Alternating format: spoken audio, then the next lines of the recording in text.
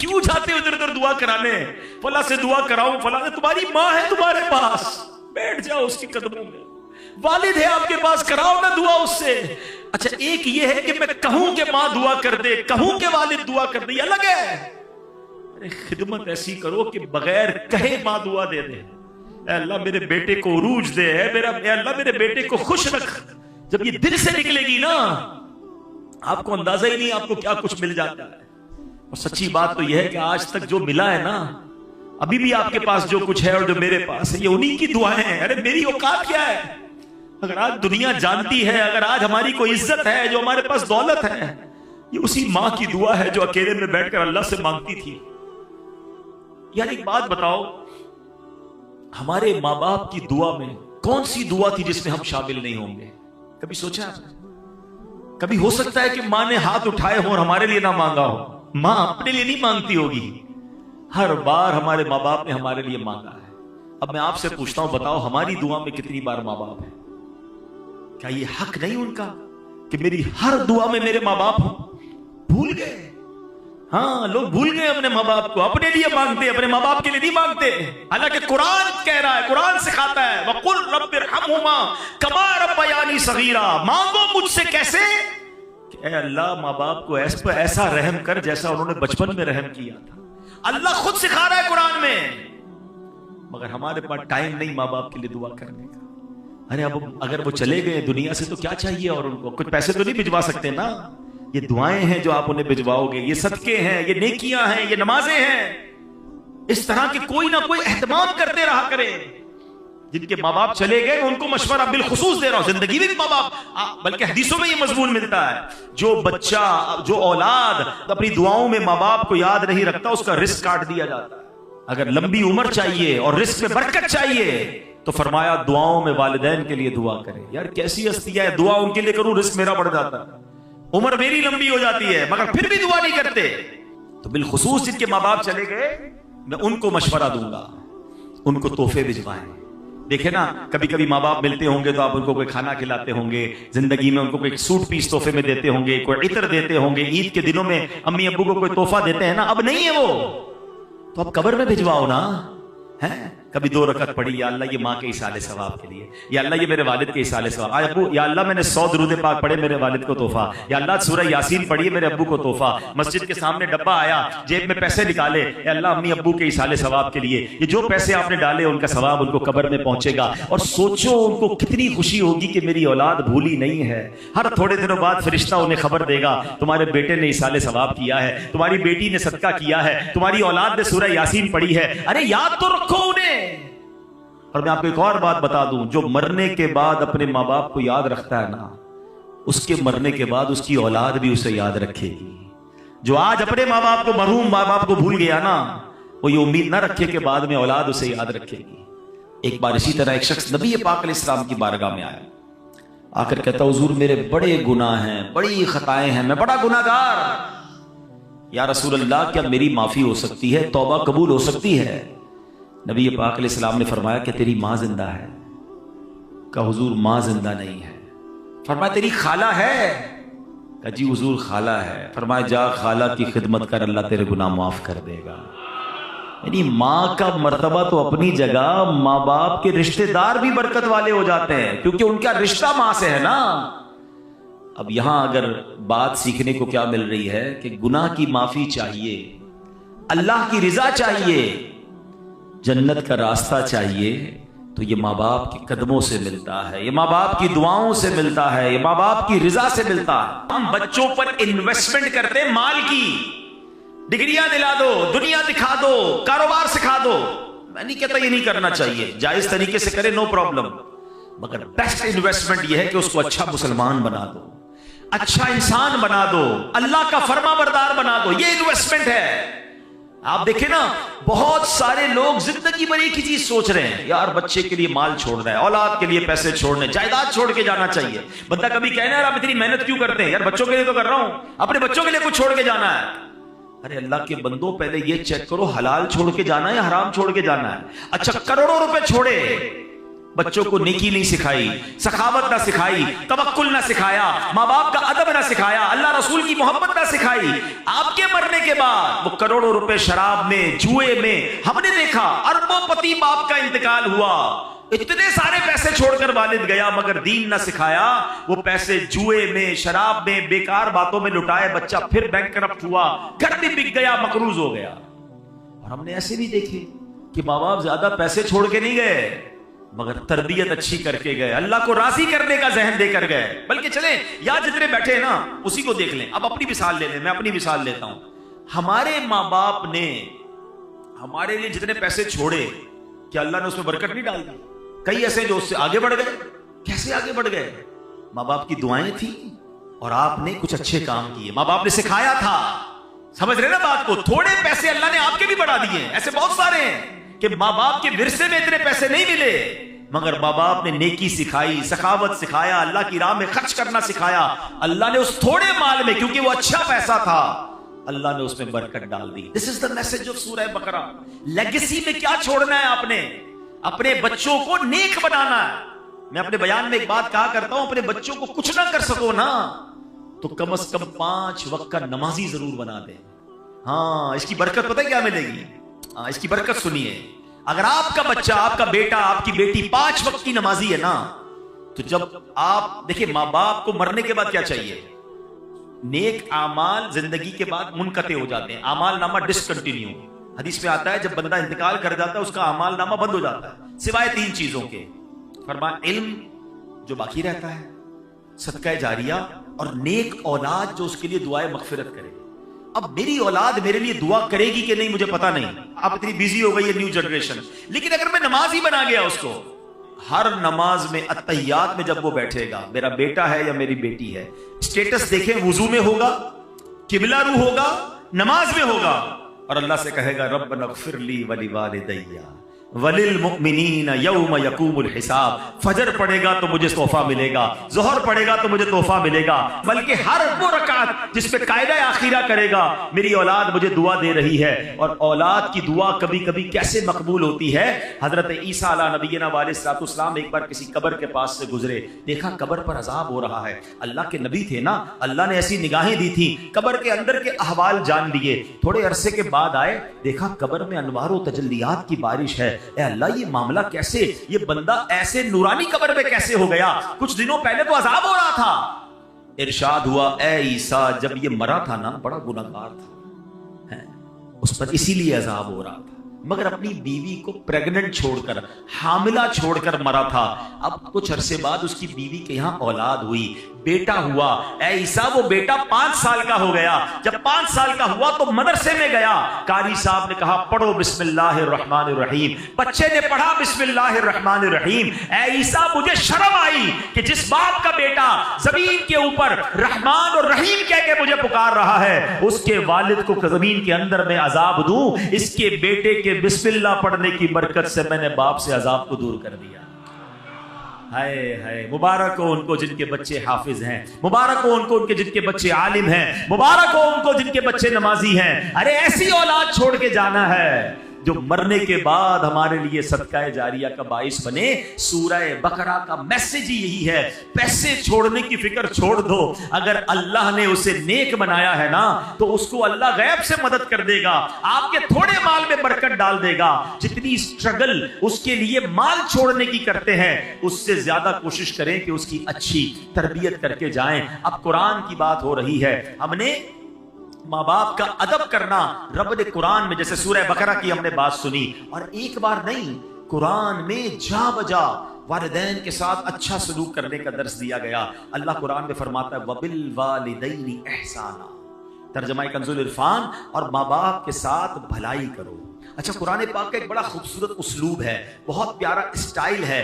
कई मकामात ऐसे हैं जहां अल्लाह ने अपनी इबादत का दर्स दिया, साथ ही उसके बिल्कुल लगोलग अल्लाह ने वालिदैन के साथ नेकी और भलाई का हुक्म इरशाद फरमाया। एक आयत में फरमाया वक़दा रब्बुका अल्ला तअबुदू इल्ला इय्याहु व बिल वालिदैनि इहसाना, और तुम्हारे रब ने हुक्म फरमाया कि उसके सिवा किसी की इबादत न करो और माँ बाप के साथ अच्छा सलूक करो। 21वें पारे में फरमाया अनिश्कुर ली वली वालिदैका, कि मेरा और अपने वालिदैन का शुक्र अदा करो। ऐसा कई मकामात पर है। अल्लाह ने अपनी इबादत का जिक्र किया, राइट आफ्टर अल्लाह ने वालिदैन के साथ भलाई का, वालिदैन के साथ शुक्र का, वालिदैन के साथ अच्छा बर्ताव करने का हुक्म दिया है। मेरे प्यारे इस्लाम, इसकी वजह क्या है?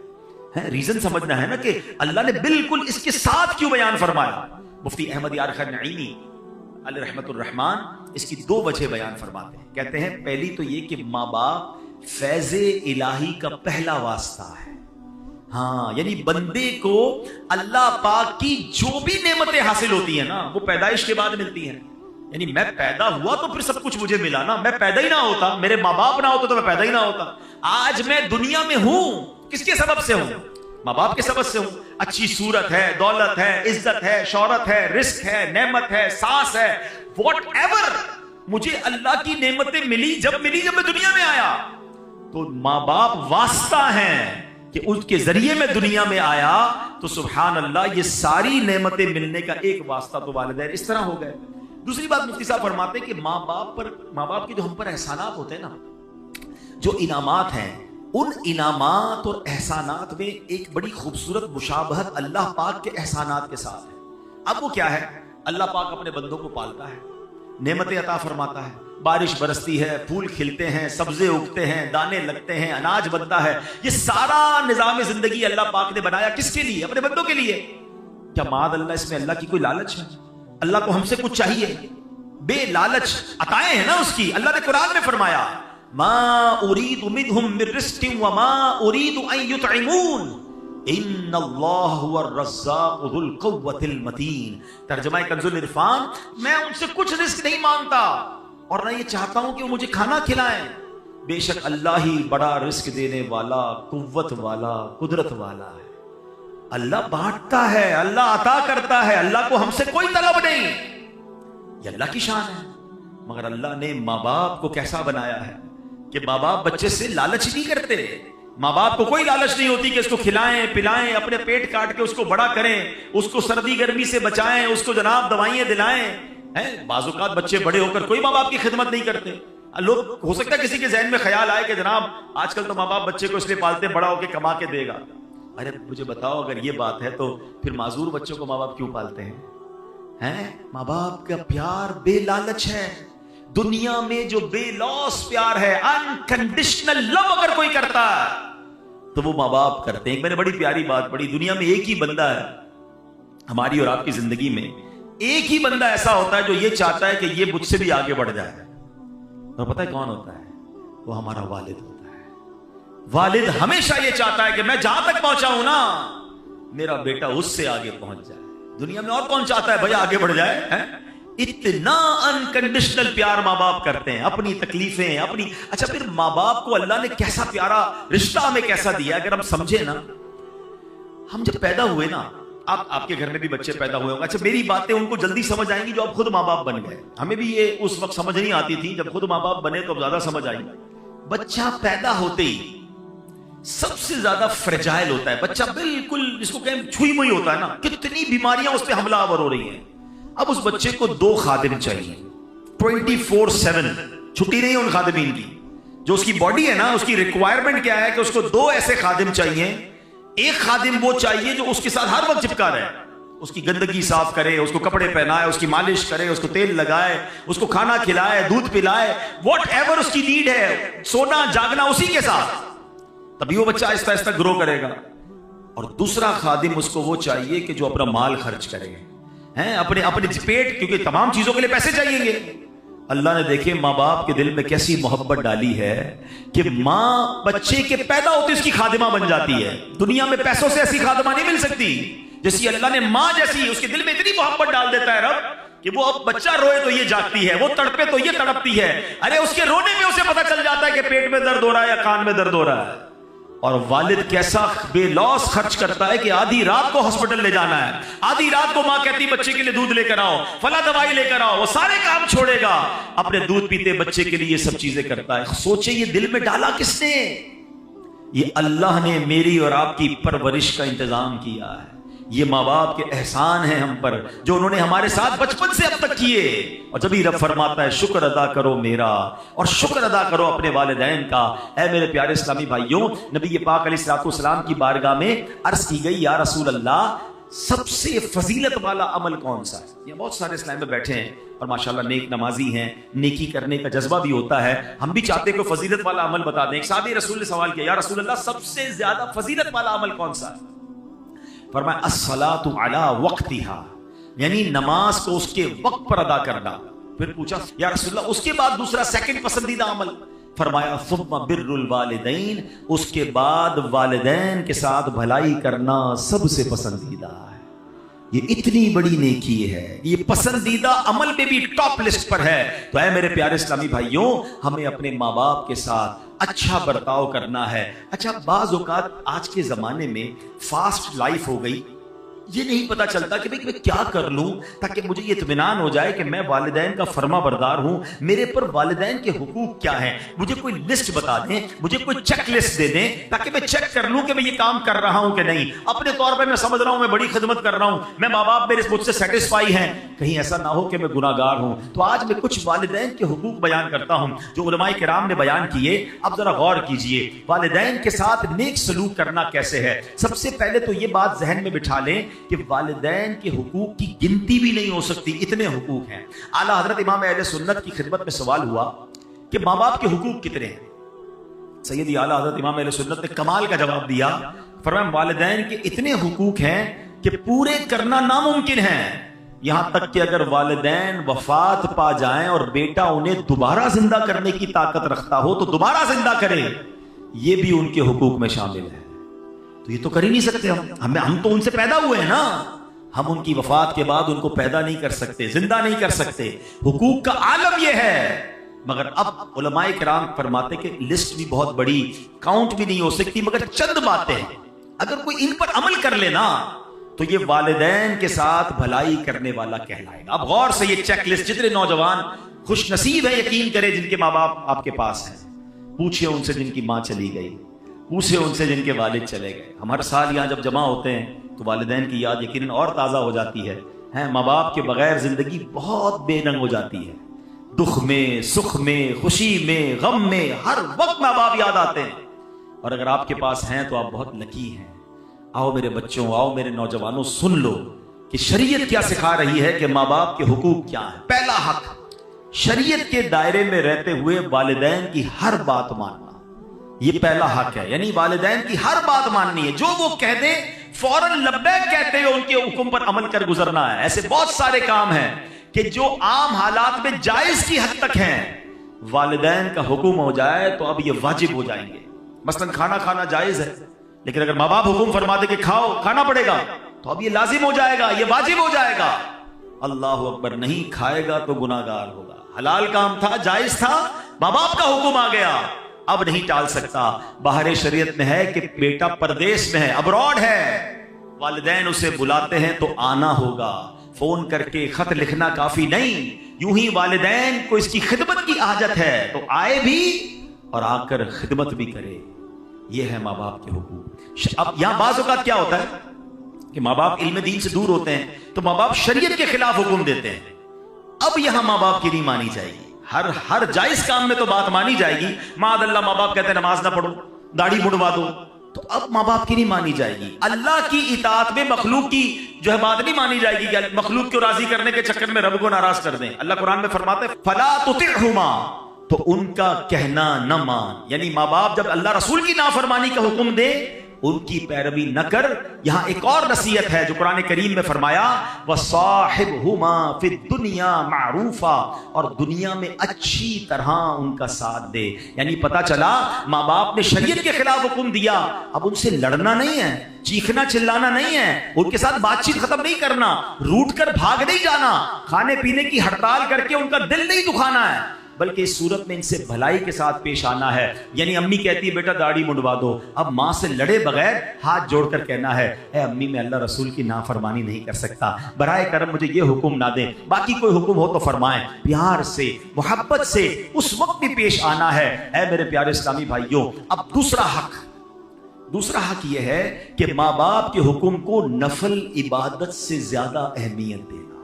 ये बड़ी अहम बात है। कुछ लोग हम नफली कामों में लगे रहते हैं और माँ बाप नाराज हैं, माँ बाप दुखी हैं। याद रखो ये अमल ठीक नहीं है। मसलन दिल कर रहा है कि नफली रोजा रखना है, माँ बाप मना कर दें तो अब नफली रोजा नहीं रखेंगे। दिल चाह रहा है कि नवाफिल पढ़ूं और अम्मी ने कहा कि नहीं बेटा बाजार जाना है, मेरे साथ चलो, सौदा लेकर आओ, तो अब नफल बाद में पढ़ेंगे, पहले इनका हुक्म मानना है। आप शरीयत देखिए किस कदर दर्स। अल्लाह की इबादत है ना नफली रोजा, इबादत नहीं, नफली इबादत नहीं करनी, माँ बाप की बात माननी है। ये माँ बाप का दूसरा हक है। एक बड़ा अजीब और गरीब वाकया हदीसों में मौजूद है। एक बड़े राहिब थे, बड़े इबादत गुजार थे, उनका नाम हजरत जुरेज था। इबादत गुजार थे, बड़ा इबादत खाना बनाया हुआ था और बड़ी इबादत करते थे। एक बार उनकी वालिदा ने उन्हें बुलाया, वो नमाज पढ़ रहे थे हैं। उनको ये बात जहन से निकल गई कि माँ बुलाए तो नफली नमाज है, उसकी तफसील है तो उसको तोड़ के हाजिर देना होगा। जवाब नहीं दिया, दोबारा बुलाया, नमाज जारी रखी, नमाज नहीं तोड़ी। मां ने जब तीसरी बार बुलाया, तीसरी बार भी नहीं गए, तो मां तड़प कर कहती है बेटा तुझे उस वक्त तक मौत ना आए जब तू किसी बदकार औरत का मुंह ना देख ले। अब ये दिल से बदुआ निकल गई। अब क्या हुआ, कुछ अरसे बाद उस इलाके में एक औरत ने एक चरवाहे के साथ बदकारी की, बच्चा पैदा हुआ। लोगों ने पकड़ा तो कहती है बच्चा तो जुरैज का है। सारे लोग जुरैज के पास पहुंचे, उनकी इबादत गाह को तोड़ दिया, बड़ी जिल्लत हुई, काफी लोग जमा हो गए कि तुमने ऐसा किया। अब अल्लाह वाले तो थे, इबादत गुजार तो था वो बंदा। उसने कहा इस बच्चे से पूछो, ए बच्चे तू बता तेरा बाप कौन है।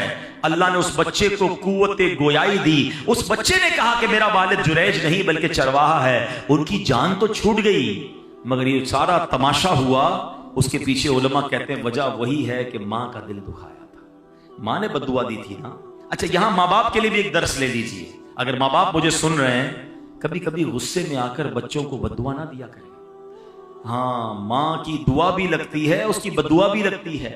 गुस्से में आकर कह तो देते हैं, बाद में परेशान आप नहीं होना है। आपके बच्चे के साथ कुछ बुरा हो गया तो आप चाहते तो नहीं थे, गुस्से में कहा है तुझे कीड़े पड़े, तू बर्बाद हो जाए, है तेरी टांग टूट जाए, तेरी जबान खिंच जाए। नहीं, क्या पता कबूलियत का वक्त हो, आप ही का बच्चा है, तो जबान पे लगाम होनी चाहिए। बाज़-औक़ात ऑल फॉल बकते रहते हैं, अरे आप ही की औलादे, बाद में आप ही ने रोना है, कुछ हो गया तो बद्दुआ ना दे। और बच्चों के लिए दर्स क्या है कि माँ बाप का कभी दिल ना दुखाएं, इनसे सिर्फ दुआएं लें। खुदा की कसम, उस बंदे को कामयाबी से कोई नहीं रोक सकता जिसके साथ माँ बाप की दुआएं हैं। वो तरक्की करेगा, और जिससे माँ बाप नाराज है ना, उसको बर्बाद होने से भी कोई नहीं रोक सकता। ये हमेशा याद रखें, अपने माँ बाप की दुआएं लेनी है। हाँ, अब ये नफल नमाज तोड़ने का जो मसला है, ये बड़ी लंबी चौड़ी तफसील है, ये आप दारुल इफ्ता से मजीद मालूमात कर लीजिएगा। अब मसला क्या है कि वालिदैन अगर किसी मुसीबत में है, मादअल्लाह सीढ़ी से गिर गए हैं, इमरजेंसी की कैफियत है, तो अब तो चाहे फर्ज नमाज पढ़ लो, वहां से पता चला कि माँ गिर गई है, हॉस्पिटल ले जाना है या कोई इमरजेंसी है, तो फर्ज नमाज भी तोड़कर माँ की खिदमत करनी होगी। हाँ, ऐसी इमरजेंसी नहीं है तो अब मां की पुकार पर फर्ज नमाज नहीं तोड़ सकते। हाँ, नफल नमाज पढ़ रहे हैं और अम्मी अब्बू को मालूम भी नहीं कि बेटा नफल पढ़ रहा है, ऐसी हालत में वो आवाज दें तो नफल नमाज तोड़कर उनकी खिदमत में हाजिर हो जाना है। और इसकी मजीद एक तफसील भी है, लेकिन बताना ये चाह रहा हूं कि सोचें माँ बाप का लेवल क्या है, हम पर जिम्मेदारी कितनी बड़ी है कि हम उनकी इताअत करें।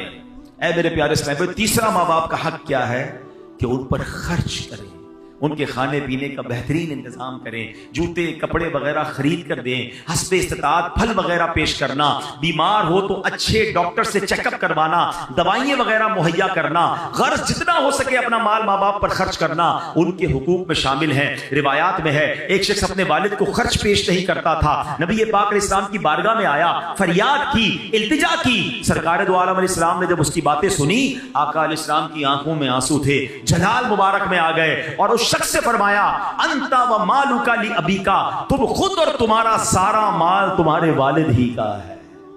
यानी बेटा तो बेटा, बेटे का सब कुछ वालिद का है।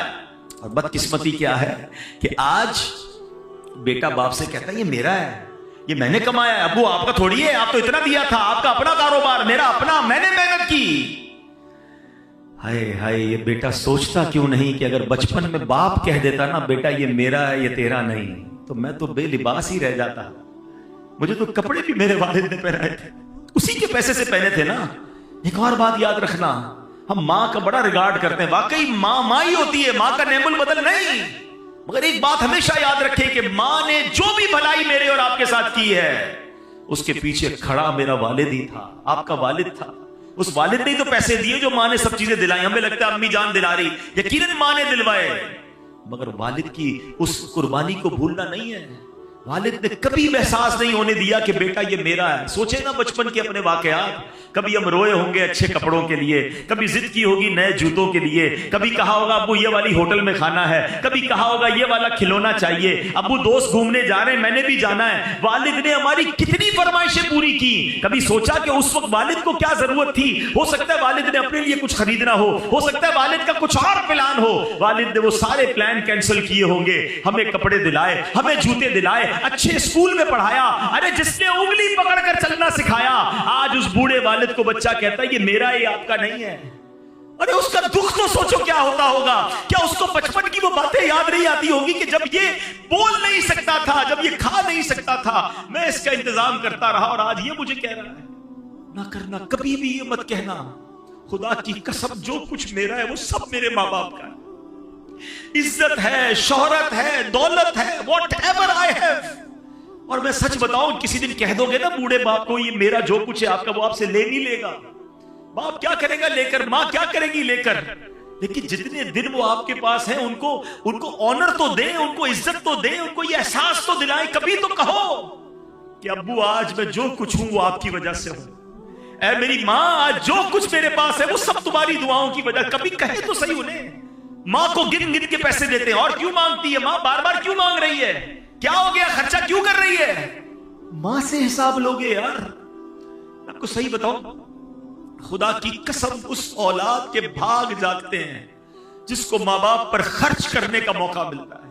अरे तुम्हारे पैसों के नसीब जाग गए हैं कि तुम अपने मां बाप पर खर्च कर रहे हो। कई मां बाप तो ऐसे जिन्होंने मौका ही नहीं दिया यार, हमें खर्च करने का मौका ही नहीं दिया। खुद ही खर्च करते रहे, खुद ही खिलाते रहे, खुद ही खिदमत करते रहे।